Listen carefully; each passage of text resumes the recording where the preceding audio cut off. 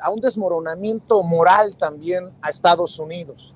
Un día la Corte Suprema de Justicia de la Nación vota a favor de que la gente se siga armando, de proteger el derecho constitucional, precisamente la aportación de armas, y otro día la Suprema vota por revertir la decisión, el derecho de la mujer a decidir sobre su cuerpo en torno a un embarazo.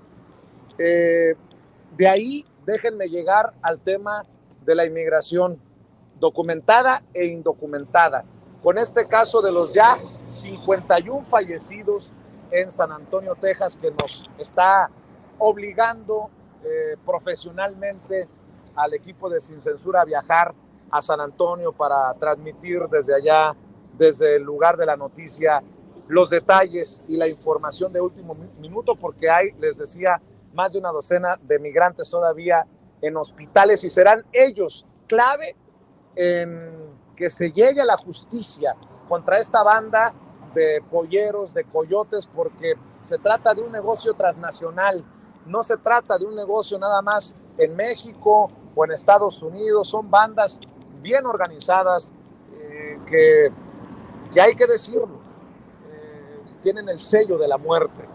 Y bueno, Jaime, creo que también, como dices tú, se han llegado las horas de tomar decisiones fuertes de cara al encuentro entre el presidente Andrés Manuel López Obrador y Joe Biden el 12 de julio en la Casa Blanca.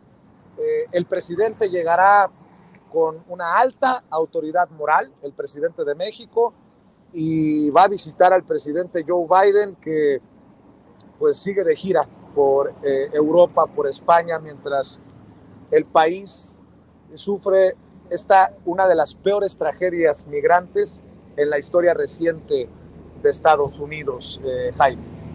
Fíjate que lo que acabas de mencionar, Vicente, es bien interesante.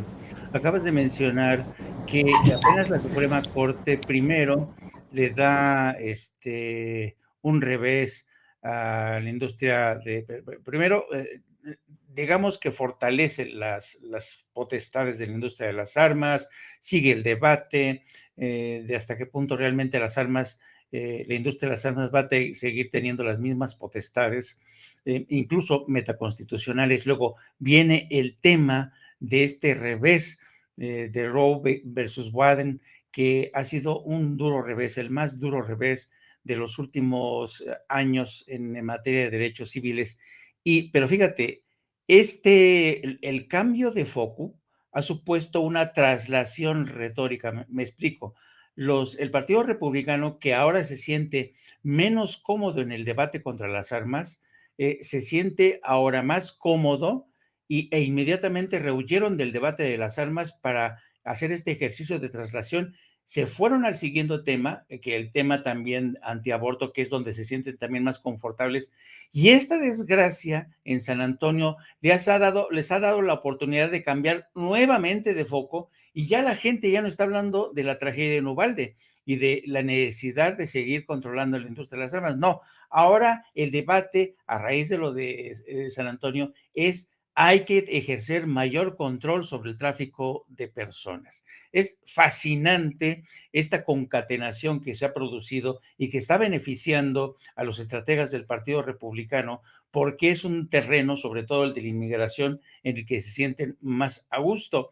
Y con este ambiente antiinmigrante, es casi seguro que va a llegar el presidente de México el próximo 12 de julio para hablar con el presidente. Hoy mismo vimos cómo el embajador Ken Salazar, a su salida de Palacio Nacional, decía que ya era tiempo de regular, de establecer normas, es decir, más de lo mismo, Vicente, nada de ir al fondo de la cuestión, nada de resolver los problemas de fondo, porque una y otra vez, desde que tú y yo tenemos memoria, desde la famosa Operación Guardián hasta la famosa Ley Patriota tras los ataques del 11 de septiembre del 2001, lo único que hacen es reforzar la seguridad fronteriza y restringir derechos y libertades al interior de Estados Unidos. Pero nada se ha hecho por resolver el problema de fondo. Y el caso de hoy es para mí la prueba del algodón, porque este tráiler No se sabe por qué punto específico de la frontera pasó. Sí se sabe que forma parte de una red de coyotes que incluso que van más allá de México y que este tráiler que se convirtió en una trampa mortal para más de 60 y tantas personas, pues terminó en una ruta que ya es habitual para la patrulla fronteriza. Tú sabes que en el último mes detuvieron a más de 100 inmigrantes en operaciones similares. Hay compañías como UPS u otras compañías de mensajería que han denunciado que últimamente les roban los distintivos, certificados, y que utilizan esta red de traficantes de personas que convierten estos trailers realmente en trampas mortales. Y en este caso, como vimos, con más de 60 y tantos inmigrantes, 69 creo, que murieron o por golpe de calor o asfixiados. Así es que ellos saben dónde está el problema. No está en la frontera en sí. Y personajes como Trump siguen insistiendo que el problema está en la frontera. Pues no, este problema pasó ya adentro de Texas. Así es que no se trata de normas, señor embajador, se lo digo sin acritud. No se trata solamente de normas y yo espero, tengo la esperanza de que el presidente cuando se siente con Joe Biden se lo transmita de esta manera, porque ya basta. El pasado fin de semana, Joe Biden anunció un plan estratosférico de inversiones del G7, más de 600 mil millones de dólares, de los cuales aportará 200 mil Estados Unidos para apostar por una infraestructura en Europa, básicamente, y en algunos proyectos en América Latina. Y yo me pregunto, ¿para cuándo América Central? Entonces, yo creo que este encuentro vamos a ver quizá a un presidente López Obrador más valorado, más fortalecido que nunca, y a un mandatario estadounidense literalmente con las manos atadas en materia de inmigración. Yo no sé qué contrapropuesta le pueda ofrecer el presidente Biden al de México y vamos a estar a la espera a ver qué ocurre, pero la verdad es que no me alcanza la imaginación, Vicente, para pensar en qué tipo de fórmula pueda realmente convertirse en una solución factible, viable, como las que ha propuesto el gobierno de México, que ya ha dicho que la clave está en la inversión y programas de desarrollo en América Central. Eh, Déjame decirlo de esta manera, Jaime. No sé si está más perdido Joe Biden, el presidente de Estados Unidos, en los que creo ya son problemas de su edad, y con mucho respeto lo digo, creo que no exagero. Hemos visto los resbalones de Joe Biden, que aparentemente anda en ocasiones perdido, o sus asesores. ¿Cuánto hemos hablado, Jaime Hernández? Sobre todo menciono a Jaime, porque desde ayer nos tocó analizar esta noticia de último minuto en Sin Censura Nocturno, en vivo y en directo. Nos acompañó por la mañana en la primera edición de Sin Censura con Vicente Serrano. Por la mañana más temprano, Toño, desde las 6:30 de la mañana. Ahora nos vuelve a acompañar Jaime. Y fíjese que Joe Biden, el presidente de Estados Unidos, el país en donde ocurre esta tragedia de grandes magnitudes, envió un tuit hasta hoy por la tarde. Esto ocurrió ayer temprano por la noche, todavía temprano, y se pronunció Joe Biden con un tuit hasta hoy por la tarde que dice: Yesterday's loss of life in San Antonio is horrifying. My prayers are with those who lost their lives, their loved ones, and those still fighting for their lives. My administration will continue to do everything possible to stop criminal smugglers from exploiting migrants. La pérdida de vidas de ayer en San Antonio es horrible. Mis oraciones están con esos que perdieron sus vidas, con sus seres queridos y esos que todavía luchan por su vida. Mi administración, mi gobierno continuará para hacer todo lo posible para detener a los traficantes de personas, a los traficantes criminales y a esos que explotan a los migrantes. Mi querido Ángel Valderas Puga, y la regularización de migrantes que han dado su vida por la grandeza de Estados Unidos, y la regularización de esos que cuyo único pecado es no tener papeles, pero que han tenido una vida decente, honesta ya por muchos años, y la reforma migratoria, hago eco de lo que decía Jaime. O sea, ahí vamos otra vez al quién tiene la razón, poner el muro fronterizo o no poner el muro fronterizo, cerrar fronteras o abrir fronteras. Mi querido Ángel, te escucho. Vicente y Jaime, bueno, pues lo acabamos de ver apenas el 24 de junio en Melilla, con los inmigrantes que tratan de entrar de Marruecos a España.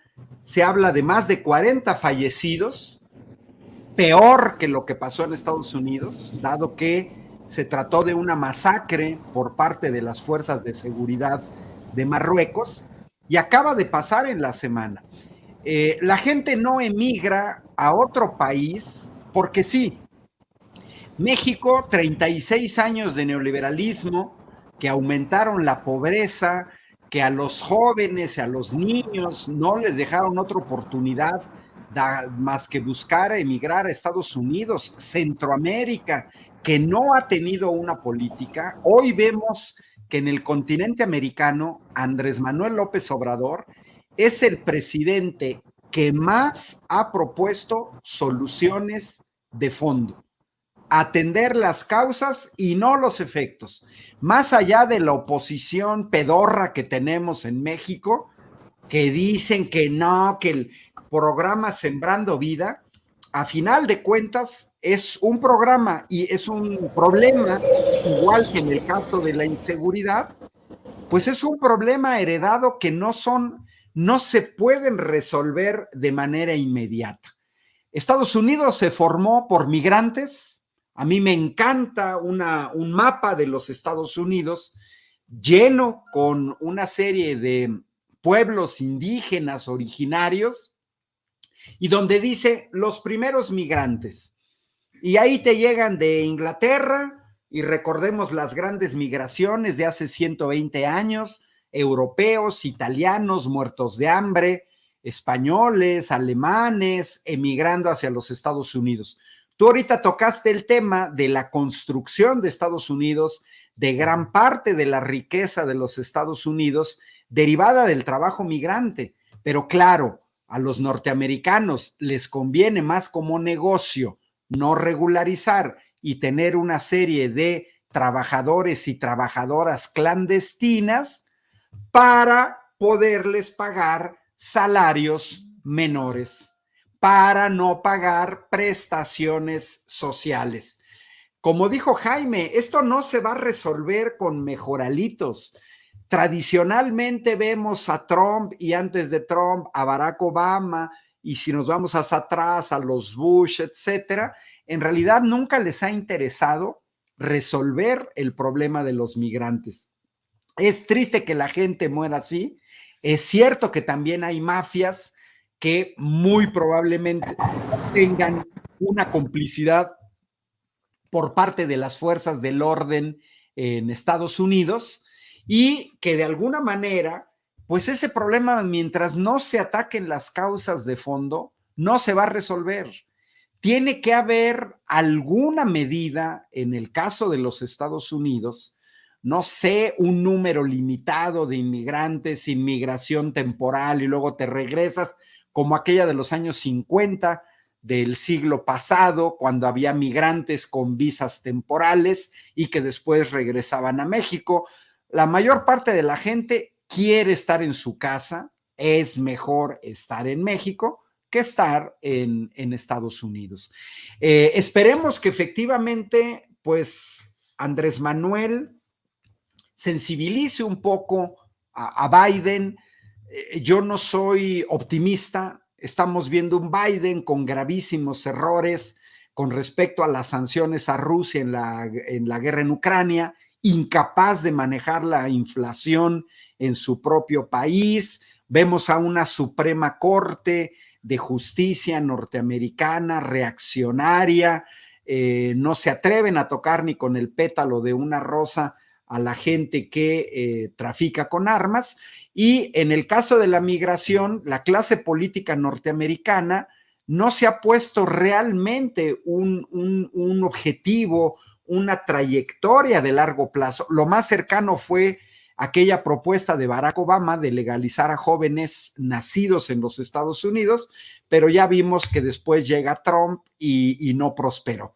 Aquí seguimos pagando ahora sí que los platos rotos de un país dividido, grandemente dividido, entre los conservadores, los liberales, porque no puedo decir izquierda y derecha, pero entre la gente que vota republicano, la gente que vota demócrata. Pues ojalá las propuestas más sensatas no vienen del centro del imperio, vienen de México y vienen de Andrés Manuel López Obrador.